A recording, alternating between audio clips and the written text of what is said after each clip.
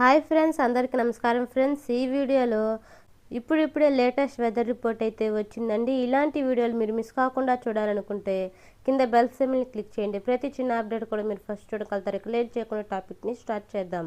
తెలుగు రాష్ట్రాల్లో వాతావరణం ఒక్కసారిగా మారిపోయింది. దీని ప్రభావం కారణంగా రానున్న కొన్ని రోజుల పాటు వర్షాలు కురిసే అవకాశం ఉందని వాతావరణ శాఖ స్పష్టం చేసింది.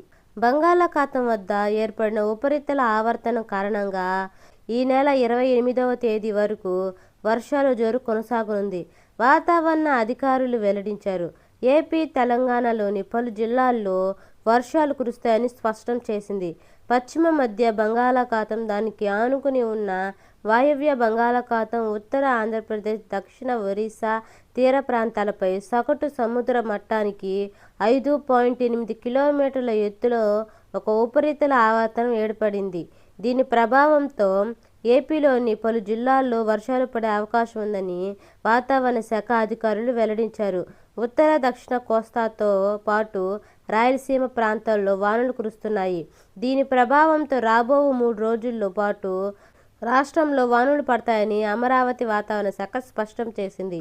ఉరుములు, మెరుపులు, ఈదురుగాలులతో కూడిన వర్షం పడే అవకాశం ఉన్న క్రమంలో అప్రమత్తంగా ఉండాలని హెచ్చరించింది. పలు జిల్లాలకు పిడుగుపాటు హెచ్చరికలు జారీ చేసింది.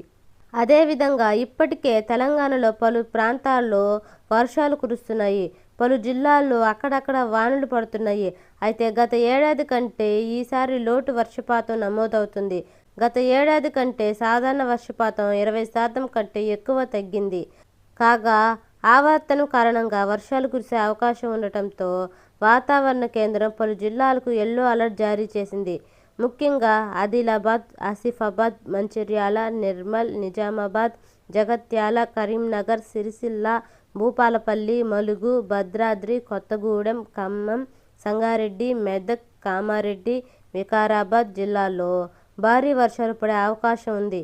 ఈ ప్రాంత ప్రజలు అత్యవసరమైతే తప్ప బయటకు రావద్దని అధికారులు సూచించారు.